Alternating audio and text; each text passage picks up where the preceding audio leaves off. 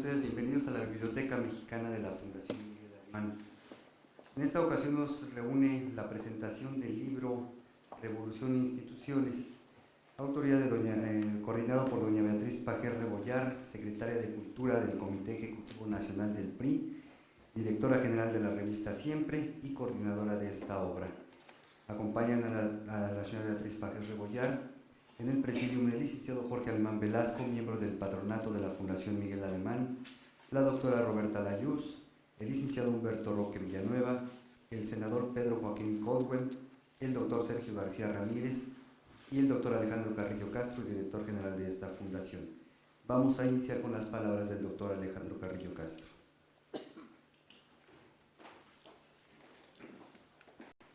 Es motivo de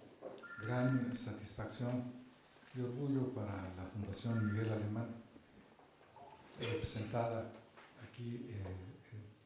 en el carácter de miembro de su patronato por don Jorge Alemán Velasco y por un servidor en calidad de director general de la misma, recibir a todas y todos ustedes en la presentación de este estupendo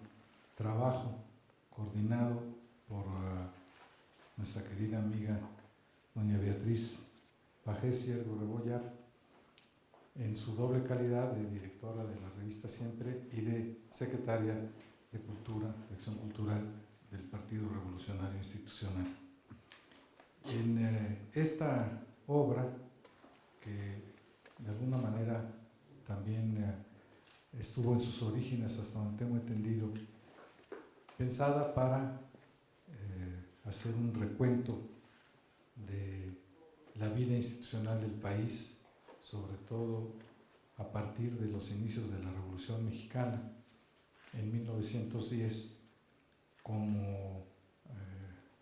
parte de la conmemoración de este efeméride y trabajada fundamentalmente en coordinación con el Partido Revolucionario Institucional, entre otras cosas, hasta donde yo lo entiendo, porque hay muchas personas que todavía no alcanzan a entender bien a cabalidad, esa es mi opinión desde luego, de cómo esta institución política creada en 1929 pasó por una evolución del Partido de la Revolución Mexicana y el Partido Nacional Revolucionario a convertirse en revolucionario institucional a partir de 1946. Y precisamente porque la revolución entra en una fase no solamente de creación de instituciones, que se puede decir que empiezan en el mismo 1910 con la creación por parte del presidente Madero en 1911 del Departamento del Trabajo adentro de la Secretaría de Industria, Comercio y Trabajo de aquella época, sino que a partir de la Constitución de 1917, fuente de todas las demás instituciones surgidas del movimiento revolucionario, ha tenido una evolución que continúa hasta nuestros días en la creación de los instrumentos institucionales para darle cumplimiento al programa ideológico y político de la propia Revolución Mexicana. Este libro tiene, a mi juicio, la importancia o la significación de que muestra, a la manera en que lo proponía el historiador inglés Arnold Toynbee en su estudio de la historia, cómo las instituciones de una nación, de un país como el nuestro, al igual que las 21 civilizaciones que estudió en su tiempo el historiador Arnold Toynbee, tienen un momento de génesis, un momento de nacimiento y van evolucionando con el tiempo. Este libro tiene dos formas de lectura, una que pudiera entenderse como una especie de lista o cronología de las instituciones conforme fueron siendo creadas a partir de 1910, en donde empieza con el presidente Madero y va continuando fundamentalmente con la creación de una serie de instituciones políticas, económicas, sociales, culturales, educativas, hasta el último presidente de la, que podríamos decir, emanado del programa que se identificaba con la Revolución Mexicana. Tiene la ventaja, esta primera lectura, que es muy sencilla, que junto a cada uno de los presidentes surgidos de la Revolución, empezando con don Francisco I. Madero, en un listado breve va presentando, como decíamos, las instituciones que se fueron creando a partir del movimiento y que desde luego empiezan a tener un perfil mucho más claro a partir de 1917, de la Constitución que actualmente sigue vigente. Y tiene en paralelo, en cada uno de estas épocas, un estudio, un ensayo muy bien elaborado de lo que fueron el desarrollo también de los principales aspectos, no solamente institucionales, sino de la problemática que trataba de resolver el país, no solamente en cada cuatrienio, a partir de Madero y hasta llegar al general Cárdenas, que es en realidad el primer sexenio real, porque aunque se modifica la Constitución en 28 para que vuelva a establecerse periodos sexenales, el primer presidente que realmente desempeña cabalmente sus funciones como tal a lo largo de un sexenio es el general Cárdenas. Entonces, tiene estas dos formas de lectura, este estupendo documento coordinado por doña Beatriz Pajes, y yo quisiera tan solo, porque lo que me interesa fundamentalmente es que participen nuestros otros invitados que nos ha convocado doña Beatriz a platicar, hacer tan solo, si ustedes me lo permiten, porque estamos en la biblioteca precisamente de quien fuera uno de estos presidentes emanados de la Revolución Mexicana, el primero en su carácter de presidente civil, que dura el sexenio, y universitario también, porque es una muestra fundamental de cómo está estructurado el libro, que va haciendo una revisión del nacimiento y evolución de las instituciones surgidas a partir del programa ideológico de la Revolución Mexicana. En el caso del presidente alemán, en el apartado dentro del listado cronológico que se intitula Educación y Cultura, obviamente están la Ciudad Universitaria y la Asociación Nacional de Universidades e Institutos de Enseñanza Superior, la ANUYES. Sin embargo, como es muy difícil obviamente en un listado sintético poner todas las instituciones, cabría recordar que también el presidente alemán, en paralelo a la construcción de la ciudad universitaria, promueve la construcción de la ciudad politécnica. Nada más que ahora nuestra sociedad y quienes vivimos en el Distrito Federal nos referimos a Zacatenco, nunca a la sociedad politécnica, pero también fue creada o se le dieron facilidades para construir la estupenda serie de edificios. La creación del Instituto Nacional Indigenista, el Instituto Nacional de Bellas Artes,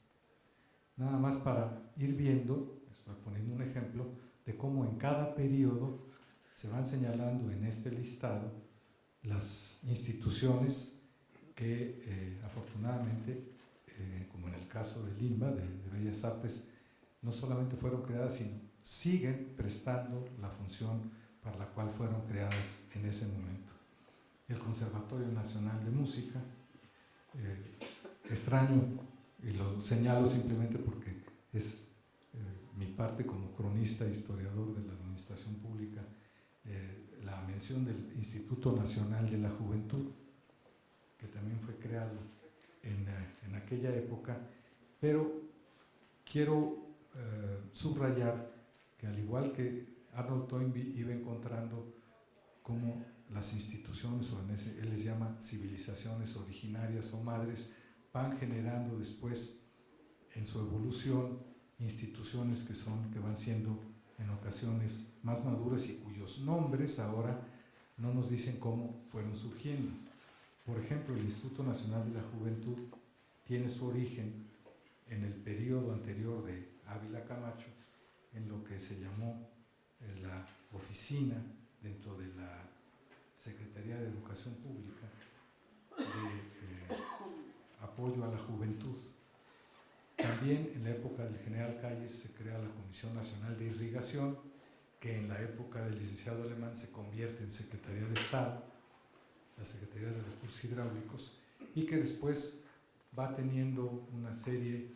de reubicaciones. Se la fusiona en la época del licenciado López Portillo junto con Agricultura para llamarse Agricultura y Recursos Hidráulicos, y posteriormente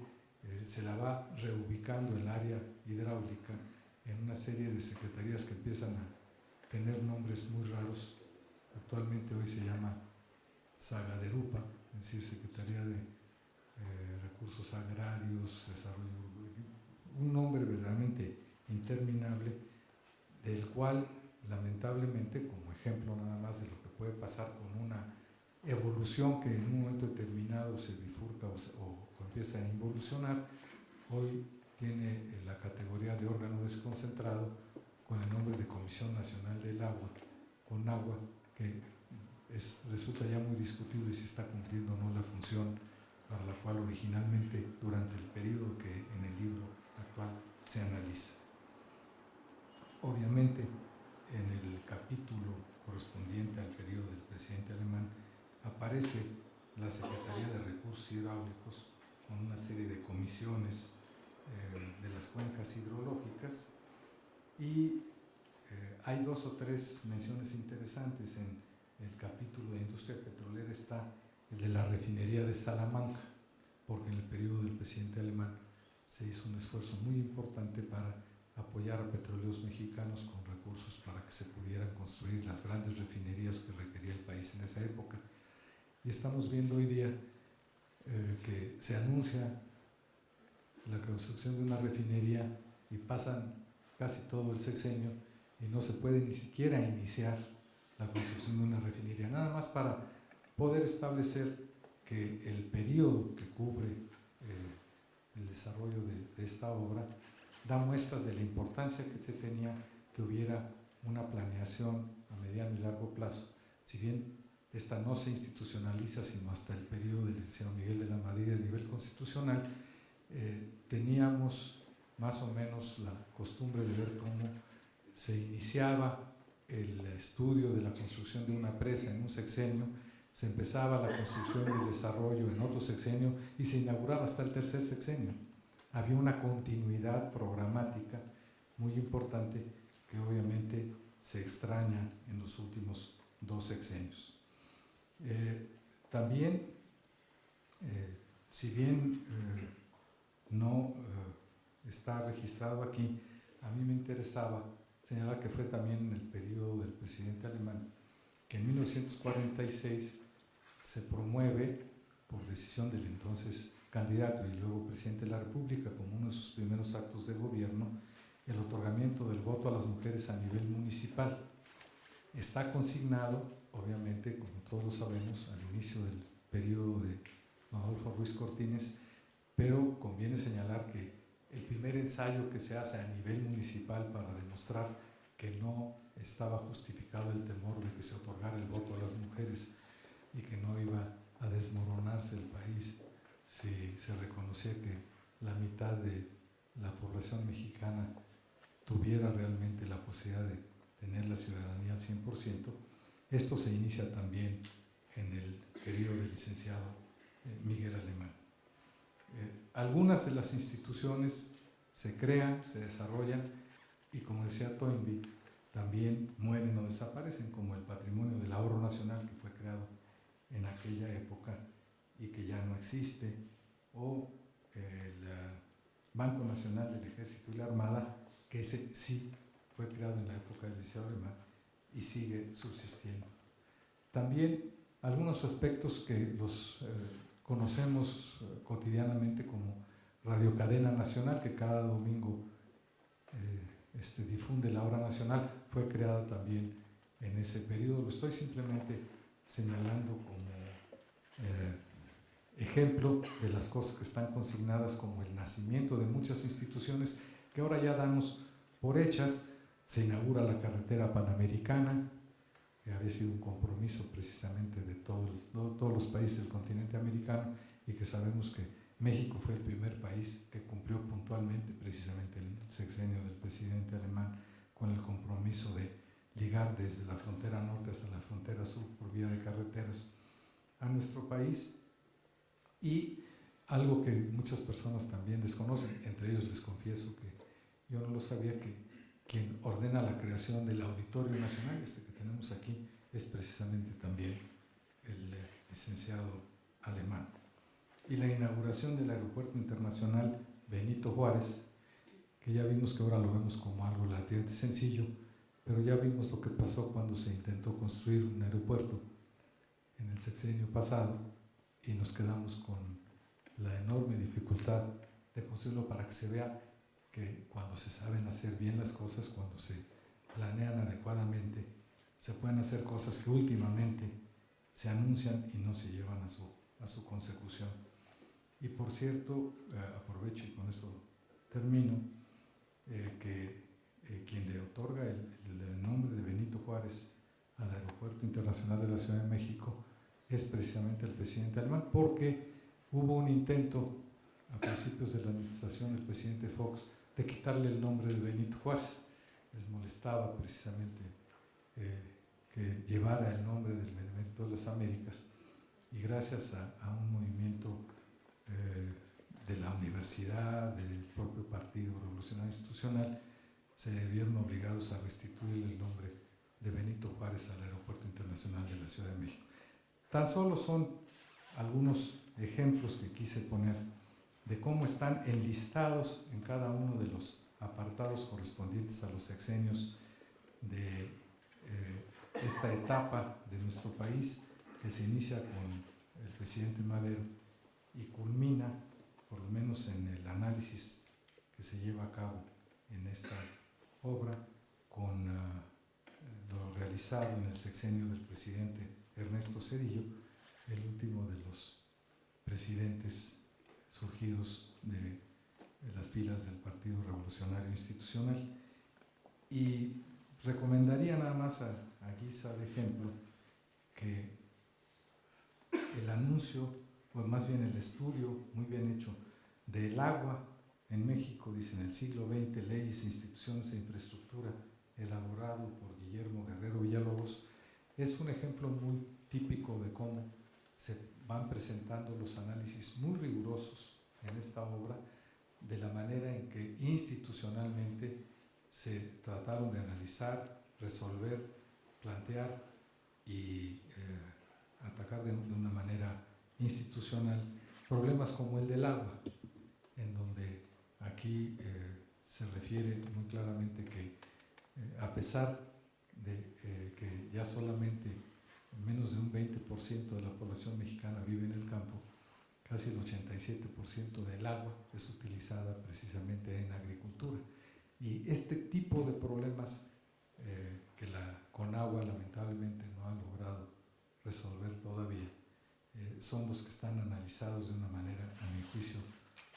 magistral, por quienes doña Beatriz invitó a que fueran a plantear, a trabajar en estos temas. Voy a leer, y con esto termino,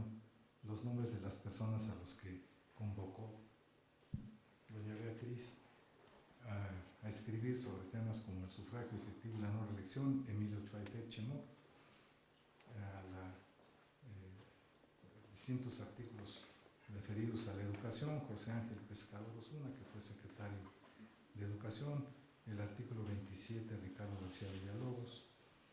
100 años de revolución en el campo, Sergio Reyes Osorio, instituciones financieras del nuevo régimen, Francisco Suárez Dávila. Voy a poner tan solo algunos ejemplos: transportes, instituciones y realizaciones, Daniel Díaz Díaz, que fue secretario de Comunicación, México, la salud en cifras, de Jesús Cumate, y desde luego nos acompañan hoy aquí don Humberto Roque Villanueva, que tuvo a su cargo el ensayo sobre la Revolución Mexicana, Economía e Instituciones, el voto a la mujer, la Revolución abrió la puerta, de José María Sabri, y algunos otros estudiosos de la historia de nuestro país que fueron convocados por doña Beatriz para la elaboración de este estupendo trabajo, que yo recomiendo su lectura. Lo puedo hacer abiertamente porque yo no participé en su elaboración, entonces sí creo que soy un poco más objetivo de lo que se pudiera pensar de quienes van a hacer uso de la palabra habiendo trabajado los capítulos correspondientes. Yo, a nombre personal y desde luego a nombre de la Fundación Miguel Alemán, felicito muy cordialmente a doña Beatriz Pajés por la idea y por la estupenda manera en que, de forma tan oportuna, se presenta este trabajo, Revolución e Instituciones en nuestro país, a lo largo de lo que fue el periodo que se inicia en 1911 y termina en el año 2000. Te agradezco nuevamente, Beatriz, el que hayas pensado que la presentación de este libro se hiciera también aquí, en la Fundación Miguel Alemán. Muchísimas gracias.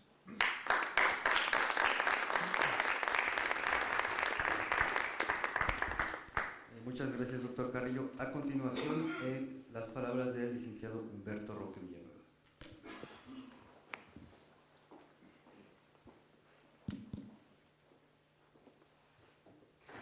Como atinadamente señala Alejandro Carrillo, la licenciada Pajés nos convocó a muchos priistas y algunos tal vez no tanto, pero cuyo valor intelectual está fuera de toda duda, a hacer un repaso, una revisión de las aportaciones de la Revolución Mexicana. Y me parece que el encuadre que se le dio de Revolución e Instituciones se compagina perfectamente con el nombre del Partido Revolucionario Institucional. Y esto que pareciera un poquito contradictorio, como decía en la mañana Alejandro Carrillo, en realidad tiene mucho más fondo. Es decir, una revolución que efectivamente tiene que ser de un carácter convulsivo hasta que logra crear las instituciones, y entonces no se le puede exigir a ese movimiento que continúe cuestionando las instituciones, como algunos saben hacer. Me parece a mí, pues, que el nombre del Partido Revolucionario Institucional y el nombre del libro nos lleva, y perdón por la deformación como economista, pero es el tema que me tocó a mí, a recordar un gran premio Nobel de Economía, Douglass North, que es el primero que logra darle a las instituciones el valor que les corresponde en el tema del crecimiento económico. Es decir, estamos acostumbrados a veces los economistas a verlo todo en función del capital, del coeficiente del ahorro, de la macroeconomía, como si esto se diera en el vacío, como si las variables económicas se ordenaran a sí mismas para favorecer el crecimiento económico y no se tuviera en cuenta que ninguna sociedad, y mucho menos, por supuesto, una sociedad económicamente organizada, se puede dar el lujo de operar en el vacío. Son pues las instituciones las que le dan sentido no solamente a la sociedad en su gran expresión sociológica, sino también a la economía en su sentido dinámico para algunos y de equilibrio para otros. Yo creo que la Revolución Mexicana fue pródiga en instituciones. A mí me parece, para empezar a señalar, junto con el periodo de Plutarco Elías Calles, algo que se venía comentando desde Venustiano Carranza y un poquito incluso combinado extrañamente por quien se consideraba exclusivamente un hombre nacido para la guerrilla, para el combate, pero poco para las ideas, como era Francisco Villa. Pero hay una extraordinaria publicación del Banco de México en donde recogen la siguiente anécdota. Estando Alberto Pani explicándole a Francisco Villa la importancia de tener un banco único de emisión, quedó impresionado Francisco Villa todavía leal en ese momento a las fuerzas carrancistas, al ejército constitucionalista.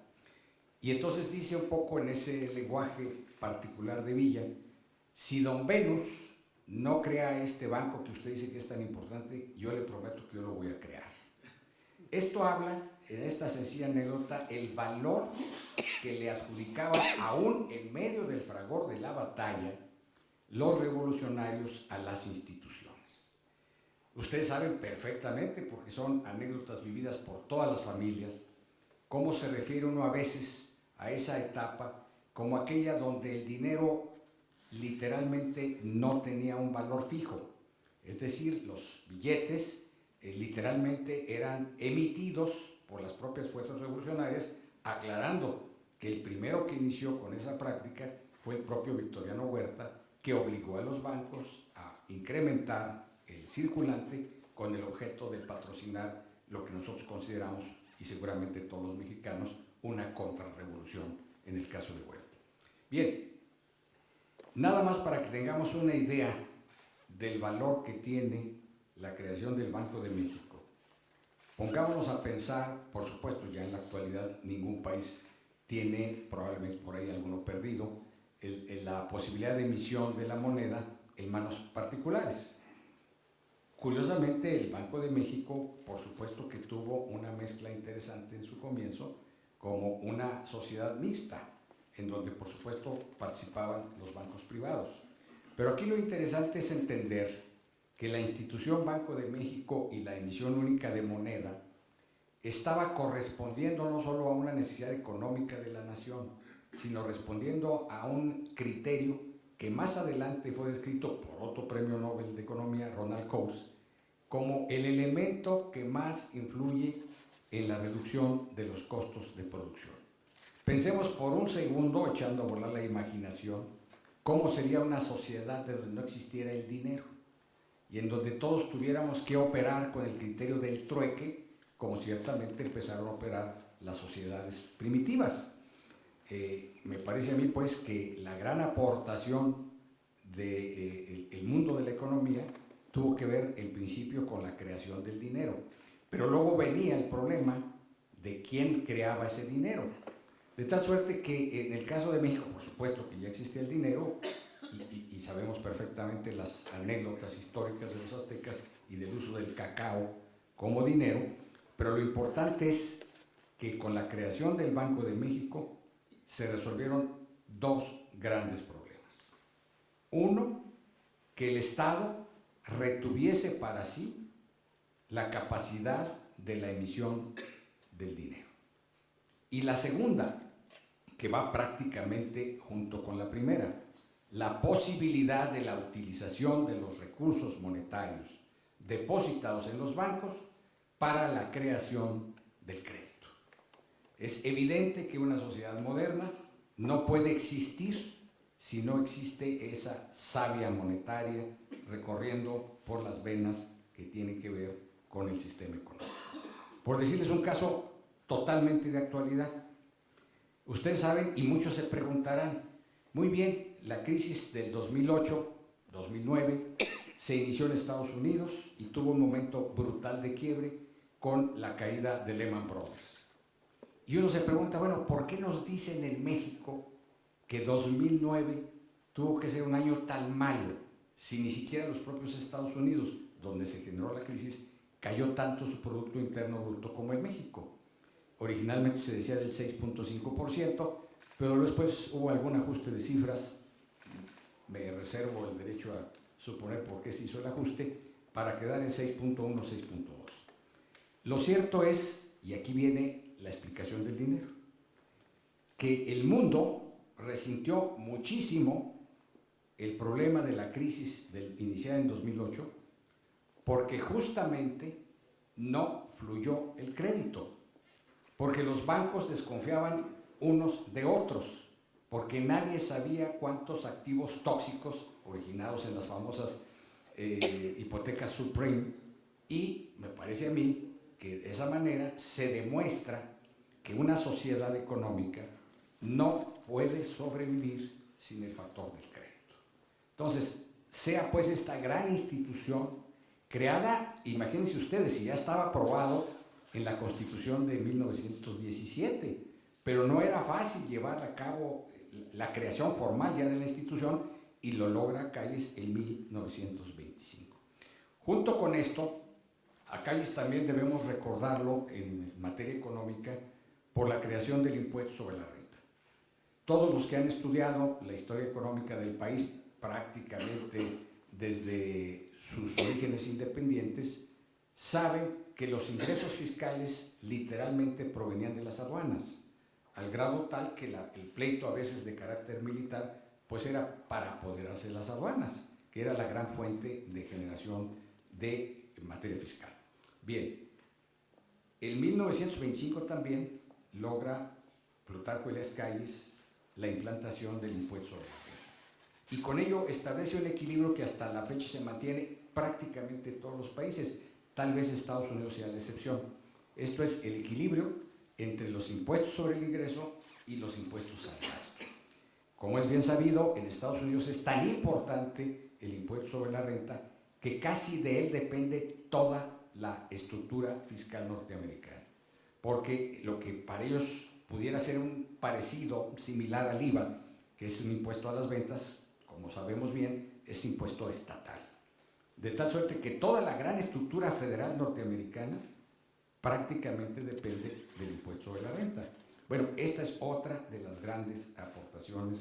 del régimen de la Revolución. Y ustedes dirán, bueno, pero en la actualidad pues todos los países los tienen, claro, y todos los países caminaron por la industria, y todos los países tienen educación. Lo que importa es saber cuándo se iniciaron los procesos, la calidad que alcanzaron y la forma en que se pueden seguir desarrollando, porque ahí está el origen de las ideas auténticamente revolucionarias. Me parece a mí, pues, que en un muy rápido repaso tendríamos que acudir a otro tipo de instituciones que fortalecieron el crecimiento económico. Destaca una de ellas casi del mismo, en su tiempo, nivel de importancia que el Banco de México, que es la creación de Nacional Financiera. Con la creación de Nacional Financiera, el Estado mexicano, el Estado revolucionario mexicano, encontró las fórmulas para dos cosas. Uno, para la industrialización del país. Y dos, como agente financiero que ya empezaba a ser muy importante de los grandes créditos internacionales o promovidos, fundamentalmente promovidos por agencias internacionales de carácter oficial, y que Nacional Financiera operaba como el agente financiero para el caso de México. Por decirles un caso de los méritos de la industrialización impulsada por el régimen de la Revolución. El primer alto horno ciertamente se creó con Porfirio Díaz en Monterrey en 1903. El segundo, en toda América Latina, se volvió a crear en México y fue Altos Hornos de México en 1943. Esto nos habla de la visión que tenían los hombres de gobierno en aquel entonces para entender que el crecimiento económico no podía ser fruto de la espontaneidad, que si ahora tenemos, por supuesto, un adecuado equilibrio entre mercados y Estado, bueno, ya no se podía pensar simple y sencillamente que la economía se pudiera regir por normas espontáneas y espontáneamente seguidas. Así surgió ciertamente la teoría económica con Adam Smith, la famosa teoría de la mano invisible, que ponía orden en los procesos económicos a través de la oferta y la demanda y la fijación de los precios. Pero lo cierto es que el crecimiento económico no se puede atener a tan sencilla formulación.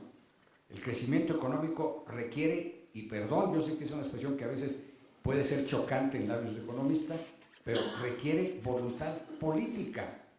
Y fue la voluntad política de los gobiernos de la Revolución los que impulsaron justamente el crecimiento económico. Alejandro Carrillo Castro hizo una muy buena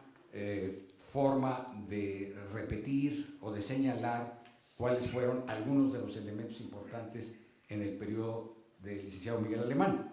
Y claro, todos los que somos egresados de la UNAM, pues sentimos un gran orgullo cuando se menciona que la ciudad universitaria pues es incluso patrimonio cultural de la UNESCO, de la humanidad, más que de la UNESCO. Pero lo cierto es que en el periodo de Miguel Alemán es donde se alcanzó una de las más altas cotas en materia de industrialización. Entre otras cosas, por cierto, favorecidos por la Segunda Guerra Mundial. Pero no solo era el ejercicio de la Segunda Guerra Mundial que obligaba a países como México, por un lado, a producir lo que ya no se podía vender en el exterior, por la sencilla razón de que todo el esfuerzo industrial estaba encaminado a la guerra, sino también porque los países requerían un modelo de crecimiento, que afortunadamente México logró, de crecer hacia adentro. Es decir, no depender como en la etapa de Porfirio Díaz, estricta y exclusivamente de las exportaciones. No quisiera yo continuar este repaso porque es verdaderamente prolijo, sino nada más dejar sentada en la imaginación de ustedes el enorme papel que jugaron los gobiernos emanados de la Revolución Mexicana para conseguir el crecimiento económico y no comulgar con esa rueda de molino que supone que el crecimiento económico es un fruto que se da en la espontaneidad. Que si los mercados están en orden, si el punto de equilibrio está logrado entre la oferta y la demanda, lo demás va a funcionar solo. Por eso empecé señalando a Douglass North, porque Douglass North no comulga con esa rueda de molino y sabe, a pesar de su origen norteamericano, Estados Unidos es el que tiene el mayor número de premios Nobel en economía y muchos son de esta tendencia de apoyarse exclusivamente en los mercados. No es el caso de Douglass North. Y por eso es que quise referirme a las instituciones, a la revolución y a la economía. Porque mientras tuvimos vigencia en los términos de una economía en donde la participación del Estado es importante, por supuesto, sin agobiar de ninguna manera la iniciativa privada, ni mucho menos la capacidad del inversionista privado, incluso extranjero,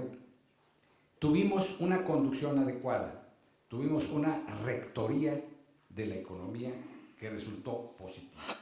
A mí me parece, pues, que este repaso que nos obligó a hacer Beatriz Pajés, y en buena hora que lo hizo, le da un sustento a cualquier mexicano, partidista o no, del PRI o no, que sin prejuicios se acerque a lo que aportó la Revolución Mexicana. Y lo tendrá que reconocer, porque literalmente todos los elementos institucionales que rodean la vida activa de este país tienen que ver con instituciones creadas en los regímenes de la Revolución. Sea la educación, la seguridad social, como señalaba Alejandro, los recursos hidráulicos ahora mal manejados en una dependencia que no tiene la misma claridad que el recurso hidráulico, el turismo, que ya seguramente aquí se referirán con mayor propiedad a él, y todas las cosas que se impulsaron tuvieron como eje la creación de instituciones. Y es en esa creación de instituciones en donde tiene su mayor herencia la Revolución Mexicana. Gracias.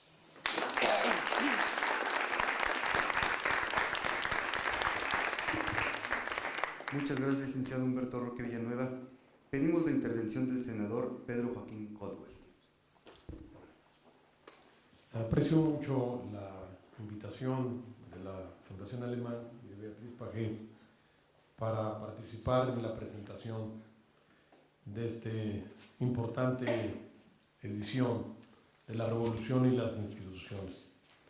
Me parece que es muy oportuna la publicación de este libro porque aporta elementos de información para repensar sobre lo que aconteció durante el pasado siglo en nuestro país. La oportunidad también se muestra ante la ausencia actual de metas, objetivos, planes y programas del actual gobierno, en contraste con los llamados regímenes revolucionarios que encaminaron sus pasos bajo la guía de planes y programas, empezando desde aquel plan sexenal de los años 30. Volver a examinar nuestra historia reciente significa contribuir al esclarecimiento de la verdad. Con ello impedimos que se quiera gobernar en el vacío y evadir las responsabilidades. Lo que es el México de hoy, con sus aciertos y con sus contradicciones, se fraguó en el siglo XX y en buena medida se hizo bajo el impulso de la Revolución Mexicana. Por eso es un acierto, si queremos entender nuestra nación, que rescatemos las enseñanzas de la historia, y por ello hay que reconocer y agradecer la decisión de Beatriz Paredes de encargarle la elaboración de este libro a Beatriz Pajés Rebollar, que reúne un coro reflexivo integrado por algunos de nuestros más importantes pensadores. El libro, bellamente realizado con la aportación gráfica y documental del importante archivo de la revista Siempre, rompe el silencio con el que se quiso ocultar la herencia ideológica de México y sustentar el mito de que la era de luz comenzó en el año 2000. Entre otras cosas, los dos últimos gobiernos los une la ausencia de objetivos estratégicos, el seguimiento de programas, el despliegue de políticas públicas, también la falta de una ideología y de la idea de que nuestro país tiene o debe tener rumbo en medio de la creciente globalización en que se encuentra. A los dos últimos presidentes les bastó con trazar unas cuantas frases para derogar el pasado. Fue suficiente con sostener que el PRI había ocupado 70 años la presidencia y referir que esa habría sido, en sus palabras, una época de oscurantismo y autoritarismo, y sin más cancelaron la reflexión histórica sobre todo un largo periodo de nuestro país. En oposición a esta falacia, es evidente que la Revolución Mexicana presidió casi totalmente el siglo XX, y lo hizo porque fue un profundo movimiento social que cambió a la sociedad desde sus raíces y nos impulsó a entrar a la modernidad. Más allá de las visiones de partido, las ciencias sociales nos permiten abordar ahora lo que ocurrió en el país durante la centuria pasada y tratar de comprenderlo. En primer lugar, debemos esclarecer que la Revolución de México no fue un movimiento de carácter unilateral, ni se dio siguiendo un torrente único o un fin preconcebido. Si las consignas iniciales fueron las del sufragio efectivo, el incumplimiento de estas y el golpe de Estado de Victoriano Huerta desencadenaron las energías latentes en diversas regiones del país. A los rancheros del norte se unieron los comuneros del sur, los trabajadores urbanos, los peones acasillados, las clases medias marginadas y los sectores ilustrados que pretendieron oxigenar con sus ideas la vida pública. La Revolución Mexicana no fue una, sino varias revoluciones que coexistieron en el mismo espacio geográfico y social. Las banderas de cada grupo se confrontaban con el resto y las tareas que fueron surgiendo en ocasiones eran excluyentes entre sí. El cumplimiento de unas obligaba a la postergación de otras. Quizás no era posible la instauración de la democracia en los años 20, cuando la reforma agraria enfrentaba el poder armado de los latifundistas, las presiones de las corporaciones petroleras, la animosidad del clero rural y las dicotomías internas de los caudillos militares. La Constitución de 1917 fue una síntesis, fue un acuerdo en lo fundamental de las principales fuerzas desencadenadas, de ahí sus contradicciones internas, pero también su condición abarcadora e incluyente. Lo referido hasta aquí basta para ilustrar la complejidad de los procesos sociales que experimentamos. Comparemos los datos y las realidades del comienzo del siglo XX y el inicio del presente siglo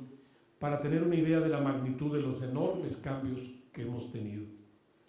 La Revolución Mexicana fue un enorme proceso sintetizador en el que se resolvieron las contradicciones de los diversos grupos participantes, pero fue también un crisol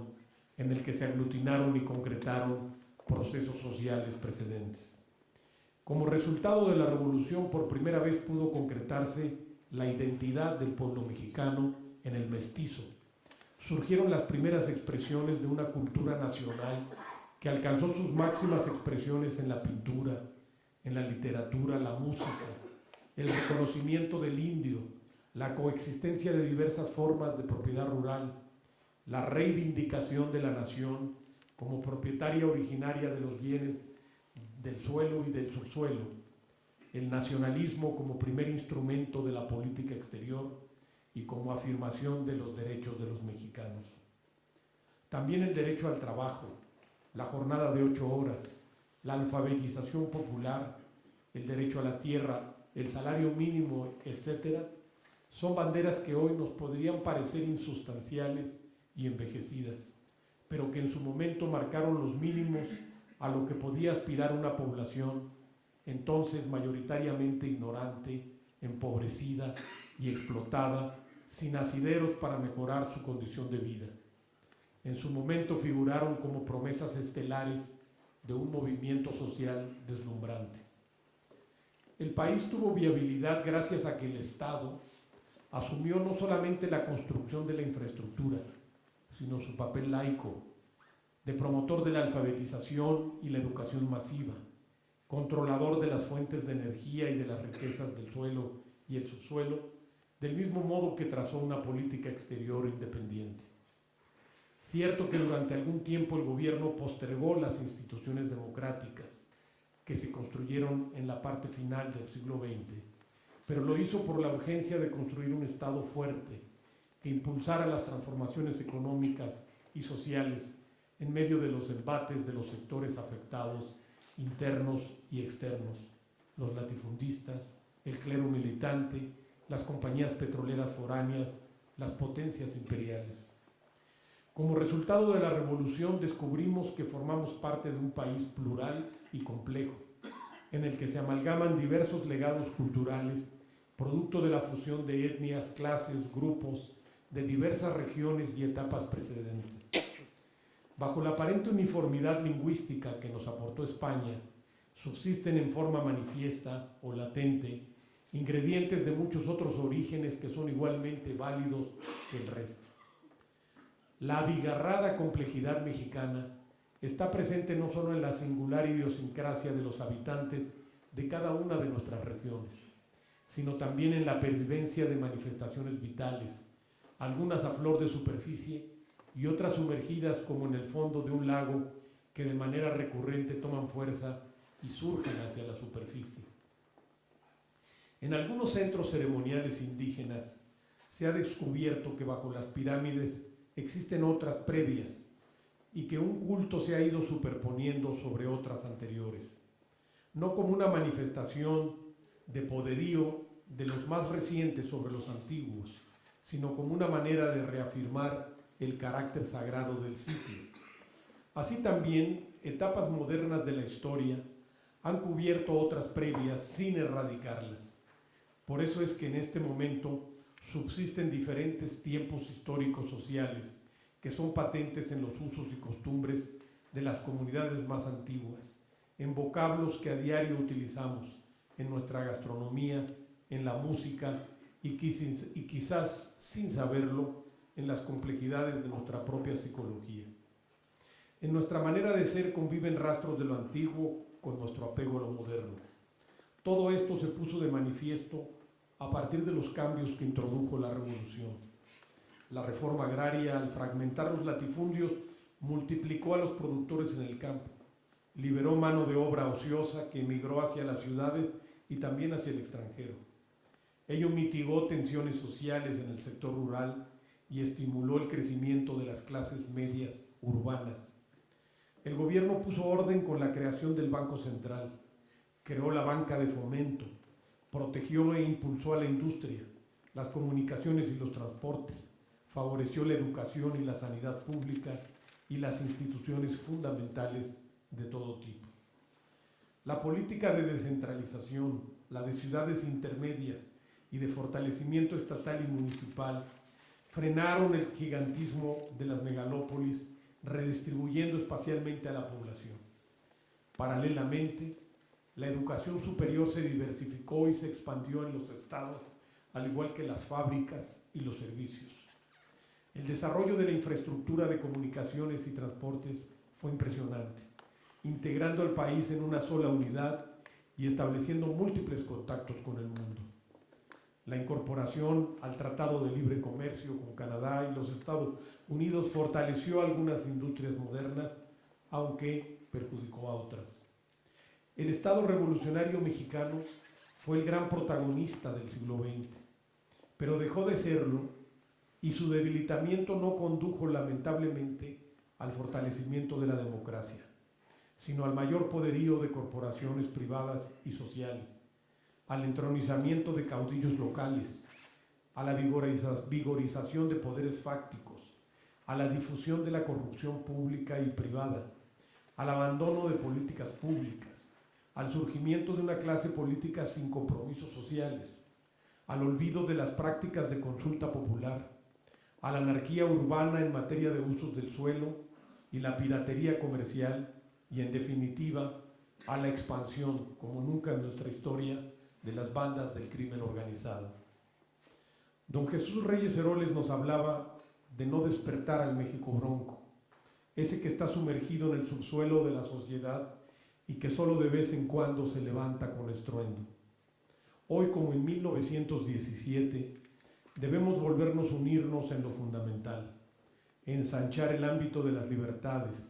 fomentar la creación de empleos, revivir la capacidad educativa y el impulso de las ciencias, darle a los jóvenes certidumbre de empleo, ingreso y vida, redimensionar el tamaño de los órganos del Estado, someterlos a una efectiva transparencia y rendición de cuentas y sembrar una mística colectiva de valores y de servicio. La crisis de deuda externa y desempleo en la Unión Europea y en los Estados Unidos nos revela claramente que los mercados no se controlan solos y que el Estado falló en su papel regulador. Eso afectará nuestra capacidad exportadora de bienes y de mano de obra. Tenemos que convertirnos en algo más que en un Estado policía. Será preciso reivindicar la política productiva y social que desplegó la Revolución Mexicana. Si no queremos que, como en el Medio Oriente, despierte aquí una primavera política o un movimiento de indignados mexicanos, como ya hay en varios países de Europa y en los propios Estados Unidos. La Revolución Mexicana fue un paso firme que dio el pueblo mexicano hacia lo moderno, hacia la equidad y hacia la justicia. Se nutrió de las corrientes subterráneas que provenían del pasado indígena, de la implantación de España, de los agravios que implicaron las invasiones extranjeras, del liberalismo ideológico que prosiguieron los héroes de la independencia y los de la Reforma, y es ahora parte de nuestro patrimonio doctrinario y de la sabiduría política heredada. Esa revolución que hoy Beatriz Pajés Rebollar nos ha convocado a revalorar, vuelve a ser nuestro tablero de instrumentos, hoja de ruta, directriz para reubicar al pueblo mexicano en la vanguardia de la humanidad. Hemos abusado dándole la espalda a la historia, tensando las injusticias sociales, derrochando impunidad, tolerando incapaces en la conducción del país, aplicando la muerte como única política posible y viendo lo que ocurre en otras partes del mundo, nos colocamos ante el abismo de despertar al México bronco. Ante todo ello, la Revolución Mexicana nos avisa de las consecuencias de terminar como el porfiriato, pero también nos ofrece su generoso legado de sabias experiencias. Estamos a tiempo de enmendar el rumbo, de reconstruir un programa político para que con el auxilio de la educación, las nuevas tecnologías, las herramientas de las ciencias, nuestros hijos, nuestros nietos, hagan su propia revolución pacífica con nuevas definiciones de paz, justicia y equidad. Muchas gracias.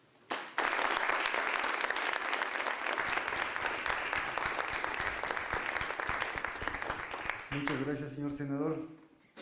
A continuación, pedimos la participación de la doctora Roberta Layos.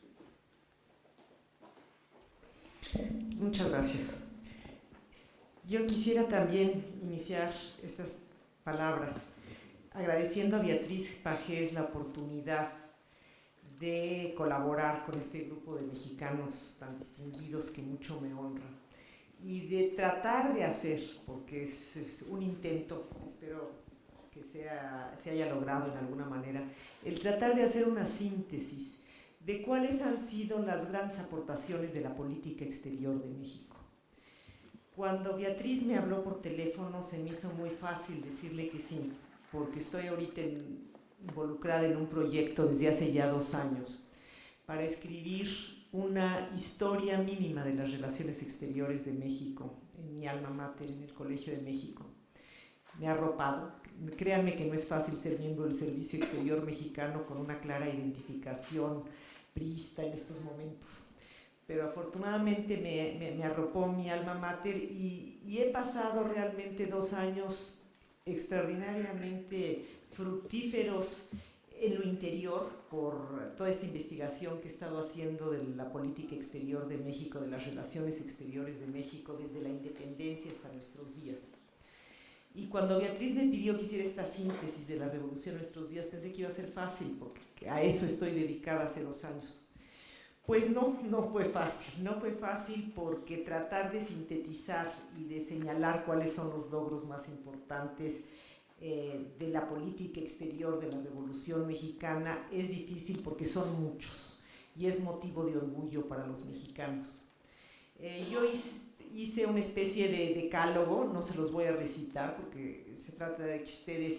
lean los textos, pero un poco como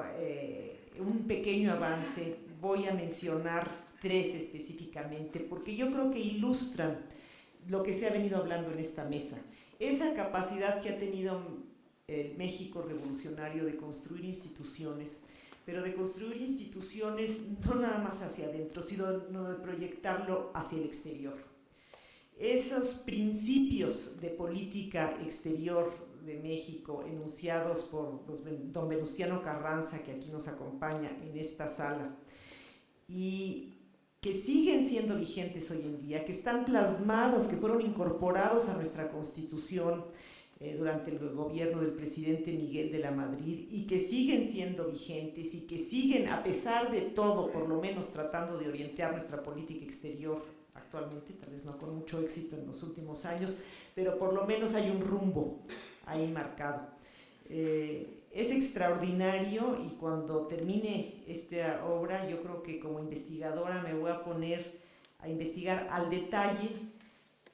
la visión de don Venustiano Carranza de enunciar la doctrina Carranza. Estoy segura que Luis Cabrera tuvo mucho que ver en ello y estoy segura que la familia Cabrera me va a ayudar a dar con los manuscritos originales, también seguramente don Isidro Favela, pero está ahí la mano del jurista Luis Cabrera. Que siguen siendo vigentes. Yo quiero hacer mención a tres proyecciones de México hacia el exterior y una es en el desarme porque nos dio un premio Nobel. Todos sabemos que en el año de 1982 el embajador Alfonso García Robles se hizo merecedor del premio Nobel de la Paz, pero hay que recordar por qué, hay que recordar que México, a pesar de no ser una gran potencia, tuvo la iniciativa y tuvo la constancia a través de varios sexenios, y esto es lo que es extraordinario, para llevar una iniciativa en el seno de Naciones Unidas, una iniciativa que se dio después del impacto que tuvo la crisis de los misiles en 1962 sobre toda esta parte del mundo, donde nos dimos cuenta lo cerca que estábamos de la guerra nuclear. En 1963 México empezó a presentar propuestas de resolución en la Asamblea General y lo extraordinario es que al cambiar el sexenio del presidente López Mateos al presidente Díaz Ordaz hubo una absoluta continuidad en el propósito, gracias también a la personalidad y a la tesonería de don Alfonso García Robles y de un grupo de diplomáticos mexicanos que él encabezó. Y con ello se logró para el año de 1967 declarar América Latina en un tratado, el Tratado de No Proliferación de Armas Nucleares en América Latina, conocido como Tratado de Tlatelolco. Hacer una realidad que América Latina quedara libre de las armas nucleares. No nada más de producirlas y de gastar inútilmente sus escasos recursos al desarrollo, sino que no se fueran al armamentismo, que se quedaran en el desarrollo, sino que quedaran comprometidos los países nucleares a no usar o dirigir armas nucleares. Y esto no solamente ha sido muy importante para América Latina, sino ha sido muy importante porque esta zona desnuclearizada se ha imitado en otras partes del mundo, en Oceanía, en África, y ojalá, y no estamos tan lejos, y eso sería un logro importantísimo para la humanidad, declarar el Medio Oriente zona libre de armas nucleares. Entonces aquí vemos una aportación de México, primero hacia nuestra región, hacia nuestro entorno, convertido en una serie de instituciones como son los distintos tratados para desnuclearización en todo el mundo. El segundo tema que quería mencionar, y hay que decirlo y hay que repetirlo porque también es motivo de orgullo para México, es el tema del derecho del mar. Hoy en día para todos nosotros es normal saber que existe para todos los países con litoral la zona económica exclusiva de 200 millas. Para México fue una ganancia impresionante por tener litorales tan amplios en el Pacífico y en el Caribe y en el Atlántico. Pero hoy en día esta tenacidad de la diplomacia mexicana de insistir en la importancia del derecho y en la creación de instituciones ha llevado a que la aprobación de la convención que establece que los fondos marinos y oceánicos son patrimonio de la humanidad, no pueden utilizarse para propósitos armamentistas, y su explotación, el día que se da, se tiene que dar para toda la humanidad. Esta es una obra principalmente de otro gran diplomático mexicano, Jorge Castañeda y Álvarez de la Rosa, que también llegó a ser canciller de México y que desgraciadamente no tuvo un reconocimiento tan importante como don Alfonso García Robles, pero que realmente el tema del derecho de mar es muy importante. Y el último tema, más reciente, en el que me ha tocado participar y en el que creo que todavía no está dicha la última palabra y México debe de retomar la bandera, es la de la lucha contra las drogas. México ha logrado llevar, por iniciativa del presidente Ernesto Zedillo, a las Naciones Unidas la celebración, que hubo mucha oposición en un principio, de una cumbre mundial de las drogas en el año de 1998, para que se aceptaran como principios el que no nada más era culpa o problema de los países productores el tráfico de drogas, sino también que había un problema del lado de la demanda. Y por primera vez en esa conferencia de Naciones Unidas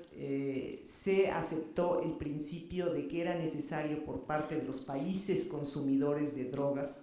el reducir la demanda de droga y poner metas específicas para la reducción de la demanda. Este es un tema que, por la importancia que desgraciadamente ha cobrado para nuestro país y para la región en su conjunto, espero que México pueda retomar en los años por venir para tratar de construir un régimen jurídico más adecuado para regular y para tratar de enfrentar este fenómeno tan grave para la humanidad. No quisiera dejar de mencionar, como lo ha hecho Alejandro Carrillo, por estar aquí reunidos en este significativo recinto en la biblioteca del presidente Miguel Alemán, la importancia que tuvo la política exterior del presidente alemán,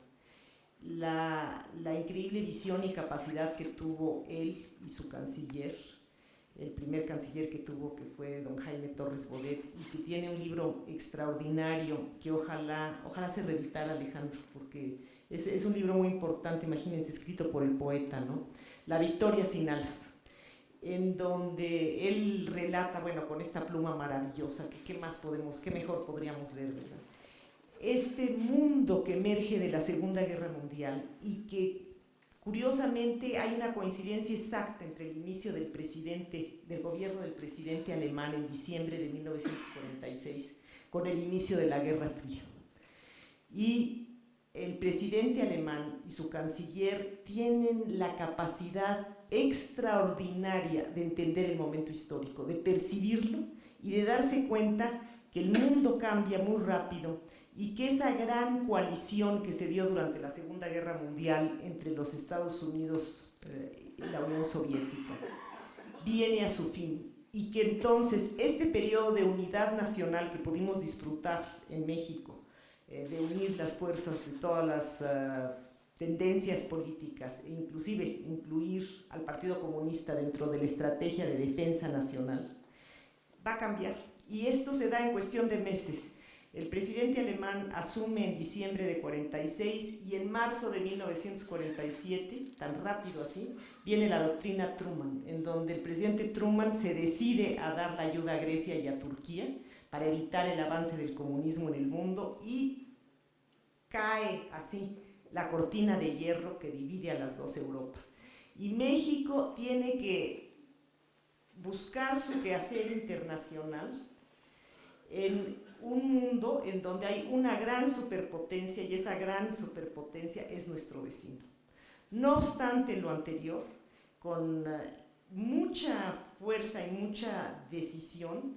México hace una contribución muy importante a las instituciones hemisféricas, a la creación de la OEA y a la limitada creación del Tratado Interamericano de Asistencia Recíproca del TIAR, que por la fuerza de la delegación mexicana no se convierte en un organismo de cooperación militar permanente que nos hubiese arrastrado a todas las aventuras militares de la Guerra Fría de los Estados Unidos. Esto lo relata extraordinariamente bien Torres Bodet, y yo me he quedado muy impresionada ahora que he repasado todo este periodo de las relaciones exteriores de México, de ver un presidente que tiene una capacidad de comunicación con su canciller extraordinaria y que saben entender lo que pasa en el mundo para buscar darle a México la mejor opción. En este momento en que todavía estaba vigente un tratado de todo el esquema de cooperación de guerra, de economía de guerra con los Estados Unidos, el presidente alemán tiene la capacidad de hacer la negociación para poder iniciar la industrialización, el modelo de industrialización de México, y no dejar caer lo que se había logrado durante la guerra. Pero bueno, si me dejan, voy a seguirme toda la noche hablándoles de las relaciones exteriores de México, y creo que lo importante es subrayar lo que han venido diciendo quienes me antecedieron en el uso de la palabra, que México ha sido capaz de crear instituciones y que ha sido capaz de proyectar hacia la ONU, hacia la OEA, hacia las instituciones en distintos ámbitos, los principios de legalidad para hacer posible en mejores términos la convivencia internacional. Muchas gracias.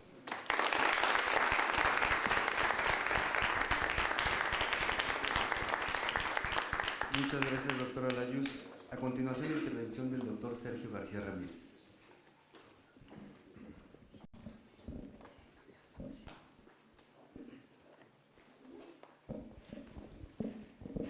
Mil gracias a la Fundación Alemán, que nos brinda su hospitalidad una vez más,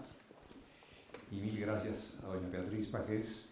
que nos brindó esa misma hospitalidad en las páginas de la obra, estupenda obra, coordinada por ella. A esto debemos encontrarnos aquí reunidos en una meditación compartida acerca de México, ante todo, de la Revolución Mexicana que ha servido a México y de las instituciones creadas en México por la Revolución Mexicana y sus derivaciones. Yo daré a este respecto mi punto de vista respetuoso de otros pareceres, pero sostenido enérgicamente por mí. Un punto de vista acerca de la obra y acerca del contenido de la obra, que estimo a la obra como justa, hace justicia a la Revolución Mexicana, como esclarecedora,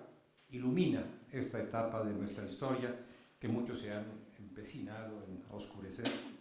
como oportuna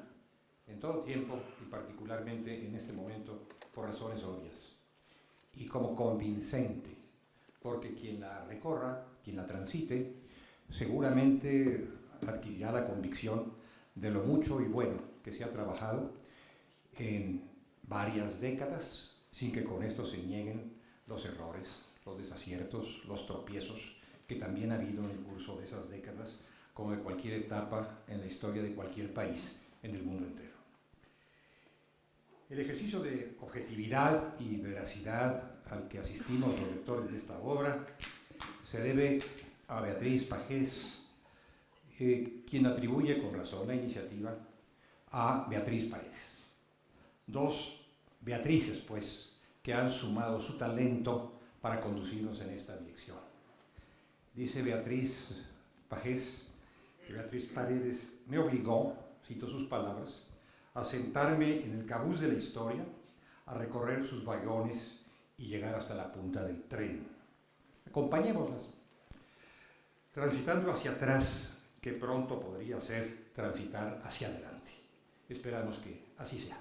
que volvamos a hacer ese recorrido, primero hacia atrás, a través de las páginas de este libro y de nuestra reflexión y nuestra memoria, y luego hacia adelante, a través de nuestras buenas decisiones y de nuestra voluntad muy firme. Todo esto significa que ha habido, y vaya que ha habido, historia, vagones y tren. Ambas Beatrices, como la Beatriz del Dante, nos han conducido a través de una etapa de la historia que no es, a diferencia de lo que narra el Dante por conducto de su Beatriz, el paraíso, pero que ciertamente tampoco es, como algunos han tenido la ocurrencia de calificarle, el infierno y ni siquiera el purgatorio. Aquí se trataba, recojo otras líneas de este libro, de poner en evidencia la dialéctica entre aquellos regímenes que asumieron, aquí se ha hecho referencia a ello, la construcción del andamiaje institucional como la principal responsabilidad del Estado mexicano y los que se han encargado de desmantelarlo. Desmantelarlo minuciosa y constantemente, desafortunadamente también hasta el punto de conducirlo a la víspera de lo que algunos llaman un Estado fallido. Esperamos que en el tránsito de las etapas de nuestra historia, en el tránsito entre etapas que se aproximan no se reciba un Estado fallido y en todo caso al que falló se le haga trabajar y trabajar muy bien en las lides del porvenir. Ciertamente esta es una obra polémica, no es algo que se entregue sin más, sin reflexión, y no es algo que deje de suscitar observaciones, puntos de vista, y no hay que sustraerse a la polémica. Estos 70 años transcurridos nos han acostumbrado a un ejercicio de reflexión y de polémica, a no naufragar en dogmas y a mantener siempre vivo el ejercicio reflexivo. Es punto de convergencia la obra entre un buen número de articulistas que hemos coincidido, hombres y mujeres, en este ejercicio de reflexión, pero sobre todo es punto de convergencia en las tareas de millones y millones de mexicanos, constituyentes de diversas generaciones, que a lo largo de décadas hicieron su propia aportación al desarrollo de México con ilusión y con esperanza que debiéramos rescatar. No pretende la obra ser un compendio de la historia entera de México, sino de una parte de esa historia, de estos 70 años, un poco más, cuyo balance es ciertamente muy positivo. Hablo de un balance. El balance es ciertamente positivo, con sus debes y con sus saberes, y por eso estamos aquí. Si el balance no fuera tan positivo con sus debes y sus saberes, probablemente no estaríamos aquí, sino en algún otro paraje, riñendo entre nosotros y acabando de dispersar a la República. A menudo, lo sabemos bien, amigas y amigos, se pretende, y ahora se ha pretendido, no en la obra, sino ahora en la circunstancia que nos rodea, reescribir la historia. Cuando esto se hace con rigor y seriedad, bienvenida la reescritura. No tan bienvenida cuando se hace y se ha solido hacer últimamente con pasión y frivolidad. Nuestra historia está colmada de dilemas, de opciones, de ejercicios de selección. Yo diría que México es nación de dilemas y que somos también una república colmada de dilemas. Dilemas entre utopías, dilemas entre personajes, dilemas entre programas y proyectos de nación. Así ha sido siempre, desde la Carta de Apatzingán hasta la última reforma constitucional. Siempre hemos tenido que manejar opciones, expectativas, disyuntivas, y generalmente hemos salido bien librados aunque no siempre librados en plenitud. En este ejercicio en el que se encuentran y polemizan, triunfando a veces unas y a veces otras, las fuerzas que disputan siempre el dominio sobre la nación y el dominio sobre la república. De esto también nos da una buena referencia la obra coordinada por doña Beatriz Pajés. Últimamente hemos celebrado, digámoslo así, un aniversario del inicio de un movimiento inconcluso que es la independencia nacional y de otro movimiento inconcluso que es la Revolución Mexicana. En estas celebraciones, emprendidas por el gobierno de mala gana y acompañadas con cierta ilusión por la sociedad, pero no necesariamente con entusiasmo desbordante, hubo ciertos signos, ciertos síntomas inquietantes. Yo recuerdo, por ejemplo, un dragón que desfiló por las calles de la Ciudad de México, simulando ser Quetzalcóatl. Me pregunto hacia dónde voló aquel dragón que arrojaba fuego. También recuerdo un coloso que se elevó, que se desplegó sobre las mismas calles de la ciudad. ¿Dónde reposa el coloso? Fabricación artificiosa de estos últimos años. Y finalmente, ¿dónde está? ¿Dónde ilumina? ¿Qué ilumina? Y hacia dónde apunta la estela de luz, que por cierto comienza a despuntar mucho tiempo después de las celebraciones en algún punto muy cercano a esta fundación alemana. Estas cosas ocurren cuando las fiestas, entre comillas, se hacen de mala gana y desde luego sin convicción. Vamos a las instituciones. México ha pugnado y pugna, seguramente pugnará por engendrar y arraigar instituciones en el sentido más amplio de la palabra, no solo organismos, no solo instancias, sino instituciones en amplio sentido, que es el que se ha utilizado en esta mesa, que reflejen las decisiones políticas fundamentales de la nación mexicana. Cada gran institución es reflejo de lo que hemos resuelto ser y hacer como nación y como república, y creo que con esos lentes, con esos anteojos, hay que mirar a las instituciones para valorarlas, para apreciarlas, para calibrarlas y para atisbar en su porvenir. Hubo un gran empeño por crear, por construir estas instituciones en un largo camino. No quisiéramos ahora conservar mecánicamente las instituciones del pasado, pero tampoco arruinarlas o perderlas como en ocasiones se nos ha invitado a hacer. Me agradaría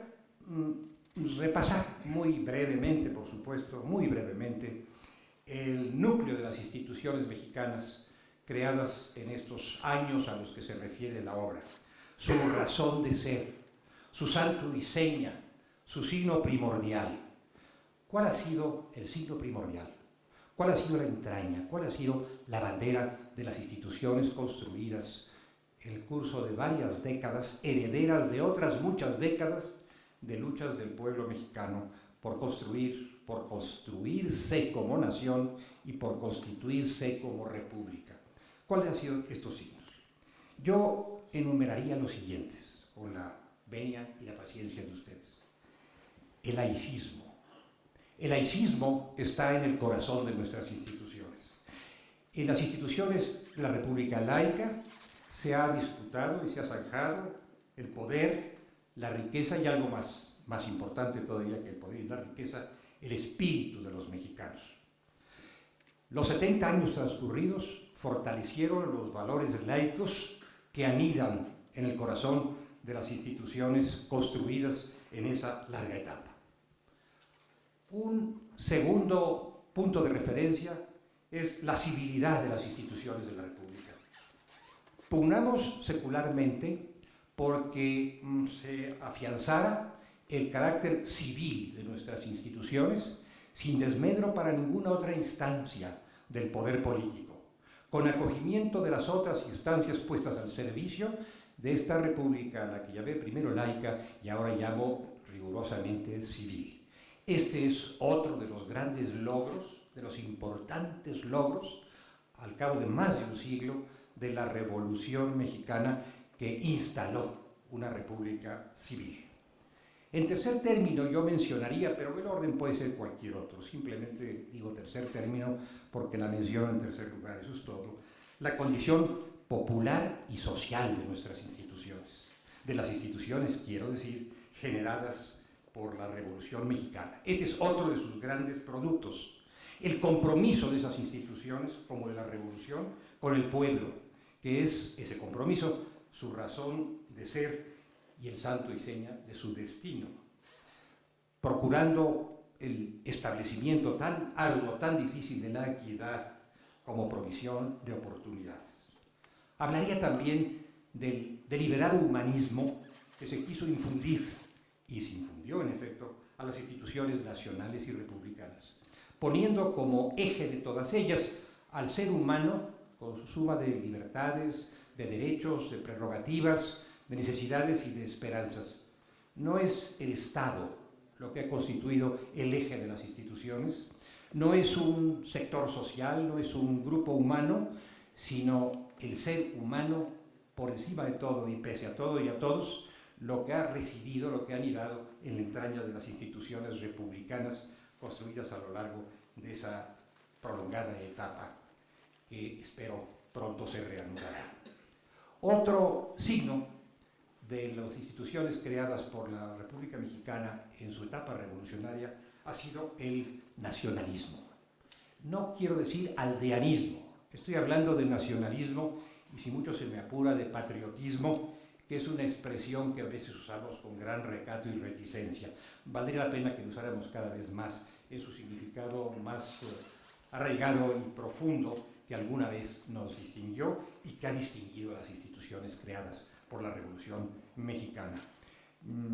Tengo muy presente una expresión, esto no es de la etapa revolucionaria, pero puede reflejarse en las etapas posteriores, de Justo Sierra, cuando produjo su magnífico discurso de fundación de la Universidad Nacional en 1910, víspera de la Revolución Mexicana, unos días antes de que estallara el movimiento armado, discurso en el que pedía a la universidad que no fuese una patria ideal de almas sin patria, que fuese una patria ideal de almas con patria, es lo que quiso la Revolución Mexicana para México y lo que debiéramos procurar hoy y en el futuro cercano. Democracia sería otro de los rasgos relevantes de nuestras instituciones, las construidas por la Revolución Mexicana como producto de la Revolución Mexicana, pero democracia como marco y horizonte para el quehacer de esas instituciones. Democracia, pues, integral, no solamente democracia electoral, democracia de los comicios, democracia de los partidos o de las urnas, que es muy importante y positiva y que es otro de los logros de esta larga etapa. Democracia integral, la que está estampada en el artículo 3º, producto de la pluma, aquí se ha recordado, de don Jaime Torres Bodet, en 1946, pero también de la sugerencia que a Torres Bodet hizo en esa misma obra Costa, don Vicente Lombardo Toledano. Hablemos de democracia, pero hablemos de una democracia integral, de un estilo de vida, de un modo de ser de la nación y no solamente de un régimen jurídico y político. Este fue otro de los afanes, este ha sido otro de los afanes de las instituciones democráticas.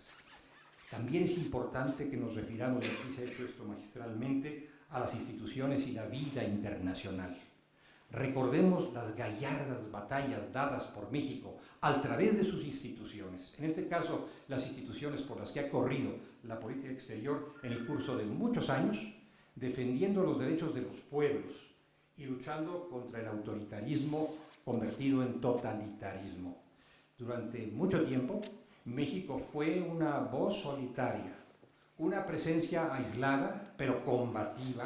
gallarda y enérgica en múltiples foros internacionales, librando esta gran lucha en favor de la libertad y de los derechos de los pueblos. Fue una lucha por la democracia cuando no tantos demócratas en el mundo entero llevaban el mismo sentido o corrían en la misma dirección. Es importante ver también el signo de las instituciones a propósito del patrimonio nacional. La forma estupenda entre la República, la Nación y la República, y insisto mucho en ello distinguiéndolas, fundaron instituciones para manejar la riqueza de la nación, condición de autonomía y sustento del pueblo, recursos del subsuelo, hidrocarburos, siempre en riesgo, siempre cercados por la codicia interior y exterior, instituciones y salud del pueblo, instituciones cifradas o enfocadas al cuidado de la salud. ¿Cómo sorprende, amigas y amigos, escuchar, como creo que todos hemos escuchado, que en los últimos 5 años, en el último lustro, se ha hecho más por la salud de los mexicanos que en 50 años anteriores o 60 años anteriores? Es interesante oír esto que todos hemos escuchado, porque no sabíamos, o al menos yo no sabía, que las gran obras de salud de la nación mexicana, por ejemplo, la seguridad social, había sido una aportación de los últimos 5 años. Celebremos el Instituto Mexicano del Seguro Social, el Instituto de los Trabajadores al Servicio del Estado, el Instituto de Seguridad Social de las Fuerzas Armadas, sean una criatura del último lustro. Yo pensé que eran de varias décadas anteriores, lo pensé seguramente por error. La educación ha sido otro sector atendido por instituciones construidas por la Revolución Mexicana. Este es un país, desde hace tiempo, por cierto, no desde los últimos 5 años, un país poblado de escuelas. Un país que ha visto el afán de los maestros, miles y miles, millones y millones de maestros, cumpliendo una función protagónica en el desarrollo del país, ejerciendo una gran misión verdaderamente revolucionaria. Dígalo si no el esmero educativo de José Vasconcelos, que es un personaje de la Revolución Mexicana, y díganlo también muchos prominentes promotores de la educación en los años subsecuentes. País poblado, pues, de escuelas, de universidades, de tecnológicos, y país poblado también de libertad, en materia de cátedra y en materia de educación laica.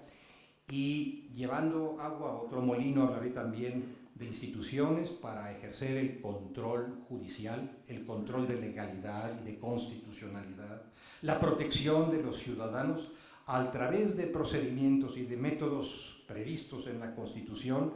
e invariablemente alimentados o alentados por los regímenes emanados de la Revolución Mexicana. Nada de esto ha sido, por supuesto, fácil ni gratuito, pero consta en las páginas de la historia y creo que consta en la memoria de todos los mexicanos que estamos aquí presentes. Hay que hacer que conste también en el conocimiento de otros mexicanos que no están aquí, que nacieron en los últimos años y que quizás han creído que la obra de salud, por ejemplo, en la República Mexicana, data de un lustro y no de medio siglo atrás. Permítanme concluir con alguna anécdota.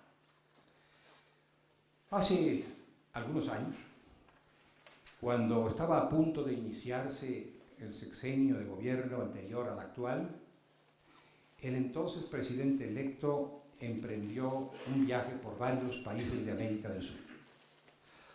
A ese viaje le acompañaron, por invitación que él formuló y por decisión que tomaron los partidos políticos, representantes de los partidos políticos más grandes, más significativos que militan en la historia reciente de la nación, entre ellos el representante del Partido Revolucionario Institucional, casualmente quien entonces ejercía la Secretaría General de ese partido. Ese señor acompañó al entonces presidente electo a una entrevista en la que concurrieron muchas personas con el presidente de Chile, el señor Lagos, un gran presidente, por cierto, el señor Lagos. Y en esa entrevista el presidente Lagos, comentando con su, digamos, colega mexicano y con quienes integraban la comitiva del colega mexicano y con quienes integraban el gobierno chileno, tuvo frases amables acerca de México, país, por cierto, de asilo en la etapa de la Revolución Mexicana de muchos chilenos perseguidos, entre ellos el propio presidente Lagos, por cierto, y otros muchos más. Y comentando las vicisitudes recientes de la historia de México, decía que había sido motivo de gran interés y respeto por parte de los observadores externos, los chilenos de Verbigracia, advertir cómo se había podido dar un relevo, una transición pacífica en esta república indómita que es México, pese a que muchos de los pronósticos marchaban en otra dirección. Quien encabezaba la comitiva mexicana se refirió tratando de explicar este tránsito, se refirió a muchas bondades de las últimas elecciones. Mencionó algo que se ha dado en llamar el bono democrático y otros rasgos de aquella etapa de la vida del país. Y quien le acompañaba, representando no por su gusto, sino por su deber, al Partido Revolucionario Institucional, trató de explicar el porqué de esa transición pacífica sin derramar una sola gota de sangre, 70 años después del establecimiento del poderoso Partido Político Nacional que había gobernado a México durante el curso de esa buena etapa de nuestra historia. Y tratando de explicar, dijo, es que México es un país de instituciones creadas durante 70 años, y esas instituciones han asegurado el respeto al sufragio de los mexicanos y un tránsito no necesariamente digno de celebración, pero esto hay que verlo con cuidado, pero sí un tránsito apacible y democrático, gracias a que en México hay instituciones que no se han destruido del todo. Bueno, eso ya no lo dijo el representante del PRI en ese momento, en que apenas comenzaba la destrucción de las instituciones que son algo así como una cuenta histórica, como una cuenta política contra la cual hemos venido girando y girando y girando durante 10 años, como se gira contra una cuenta bancaria en la que no se depositan nuevos activos. Ojalá que pronto reabramos la cuenta con depósitos y no solamente con retiros. Si ustedes, amigas y amigos, hacen, como seguramente han hecho todos, un sobrevuelo nocturno sobre el dorso de la patria mexicana, de la patria física mexicana, también de la patria moral, y se trasladan del Golfo de México al Pacífico, pasando por las grandes regiones más pobladas de la República, seguramente verán que casi no hay tramos oscuros, aun cuando el vuelo sea nocturno, que todos ellos están iluminados, que hay luces donde quiera. Esto se advierte a lo largo de miles o de centenares de kilómetros y en el curso de toda la noche o de todas las horas de viaje. Y uno se pregunta, ¿esa gran región se iluminó en unos días? ¿En unas semanas? ¿En unos meses? ¿En unos años? ¿Cuánto tiempo nos llevó iluminar en más de un sentido esa gran patria mexicana? Probablemente 70 años, en que las luces, esas y otras más, avanzaron cada día, cada mañana, haciendo su tránsito hacia la noche, sin que esto oculte, no pretendo hacerlo, sería ingenuo y deshonesto, sin que esto oculte las zonas de sombra, las zonas de oscuridad que también hubo en ese gran viaje de 70 años. De todo eso, de esas luces y también de esas sombras, pero sobre todo y particularmente de las luces que interesa rescatar, porque son el patrimonio de los mexicanos de hoy y de mañana, da cuenta la espléndida obra que ha coordinado doña Beatriz Pajés, que promovió doña Beatriz Paredes y en la cual concurrimos de alguna manera, yo muy modestamente, quienes nos sentamos en esta mesa y a la que seguramente prestarán su atención quienes nos hacen el honor de escucharnos. Muchas gracias.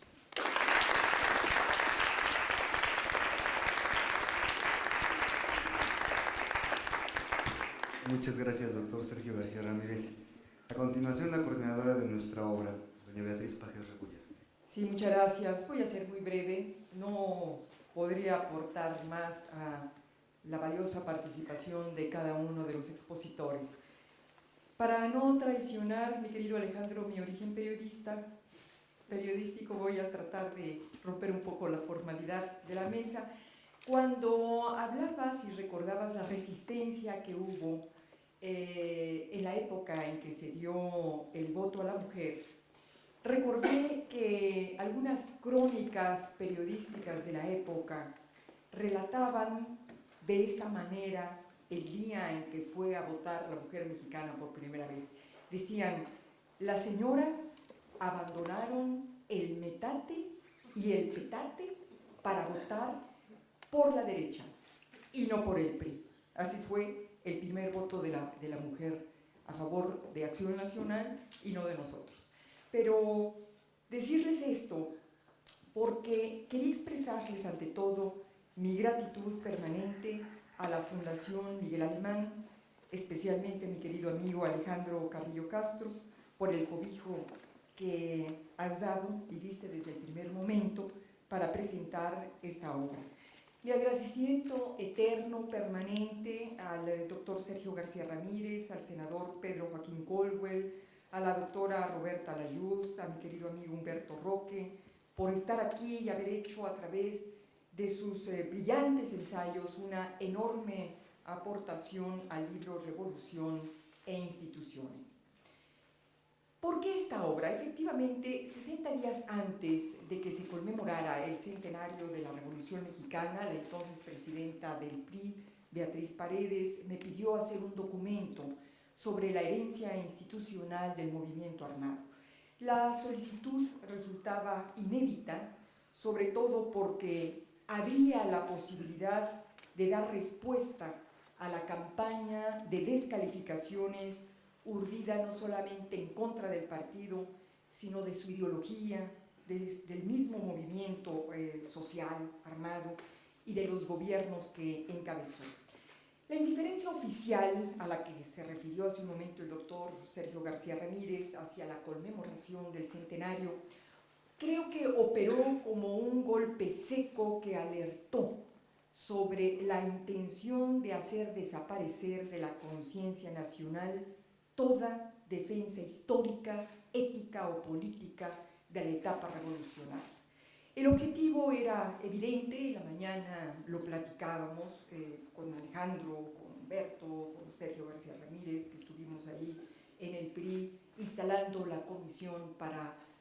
los festejos, la comisión permanente para los festejos de la revolución. El objetivo de la derecha era evidente, satanizar a la revolución y con ello romper el vínculo entre la sociedad y el partido.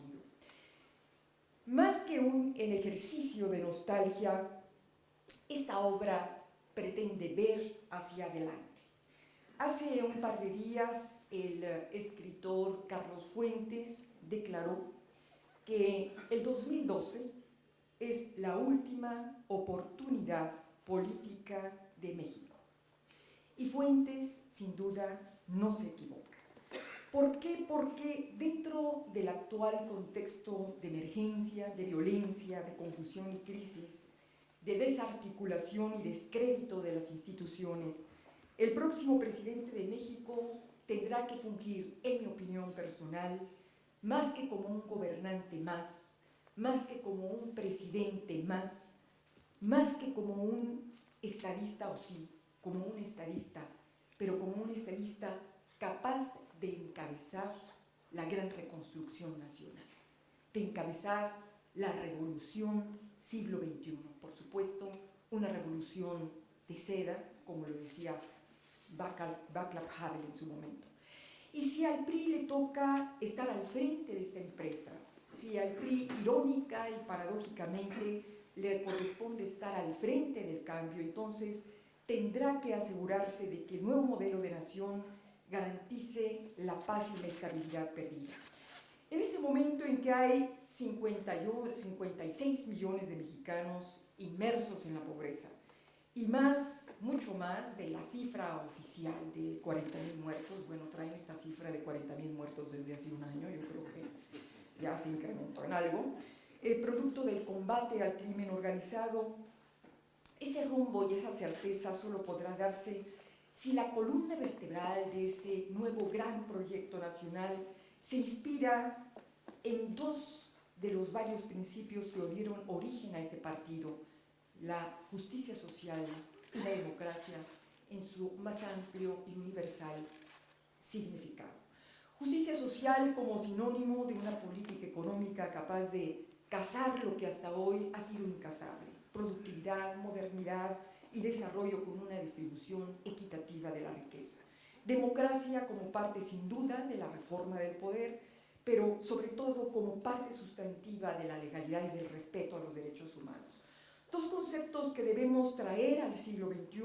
para actualizarlos e incorporarlos a los desafíos que impone efectivamente, Pedro se refirió a eso, a la globalización y a la economía de libre mercado. ¿Por qué este libro? Porque uno de los retos inmediatos del candidato del PRI a la presidencia de la República será el discurso. ¿Cuál discurso? Algo que parecía hace pocos días, cuando menos secundario, se ha vuelto en unas cuantas horas relevante. Las llamadas izquierdas tomaron la decisión con Andrés Manuel López Obrador, otra vez a la cabeza como candidato, y quien acaba de asumir ante la opinión pública y a través de los medios de comunicación el compromiso de recorrer la posición de su tesis hacia el centro de la geometría política. No sabemos, por cierto, si lo va a lograr, no sabemos si lo va a cumplir, no sabemos si le vamos a creer, tampoco si la diatriba tropical que lo caracteriza se va a volver a imponer sobre la moderación, pero lo que sí es cierto es que dejará, cuando menos momentáneamente, desarropada esa gran masa que lo sigue y que ancestralmente ha reclamado justicia. Tampoco sabemos si va a tener éxito con una clase media desempleada, desesperada, que en varios países latinoamericanos han dicho preferir una dictadura a vivir bajo regímenes sí democráticos, pero sin capacidad de dar respuesta y de dar esperanza. ¿Cuál va a ser entonces la oferta del PRI al electorado? Un electorado heterogéneo, contrastante, diverso, plural. ¿Cuál va a ser el hilo que sea capaz de unir lo mismo al pudiente que al menesteroso? ¿Cuál la hebra que sea capaz de tejer el multicolor entramado económico y social que caracterizan a este país? ¿Cómo debe ser ese andamiaje donde la productividad, la globalización, la modernidad y el desarrollo den como consecuencia justicia social, legalidad, defensa de los derechos, democracia? No podemos inventar la respuesta, sin embargo, cualquier modelo mexicano que se construya tiene que estar anclado en un fundamento ético y social. Los principios universales de la revolución constituyen, cuando menos, en mi opinión, un buen punto de partida. Este libro pretende también ser una aportación al fortalecimiento ideológico de nuestro partido. Es un llamado a que el priismo deje de sentir vergüenza de sí mismo. En la mañana también hablábamos de que se ha dejado rendir homenaje a los grandes próceres de la revolución. Por vergüenza, hemos escondido a Calles, hemos escondido a Alemán, hemos escondido a Ruiz Cortines, y creo que ha llegado el momento de reivindicar la gran obra que cada uno de estos presidentes de México dejaron a favor de la construcción del Estado moderno mexicano. Hay una historia y una obra que nos contemplan, hay un legado que nos obliga a corregir y a proyectar su esencia institucional en la construcción de ese nuevo modelo del país hacia el cual estamos comprometidos todos. Muchas gracias, Alejandro, con el corazón, a Miguel Alemán, a mi querida amiga Cristian, muchas gracias a todos ustedes.